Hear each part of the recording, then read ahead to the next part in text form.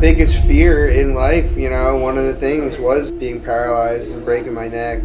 It's definitely, a scary experience, and some days are terrible for me. I try to still live in the meantime, because I can't just sit around waiting. I still do tons of fun stuff.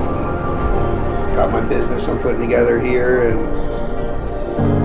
living, focus on technology.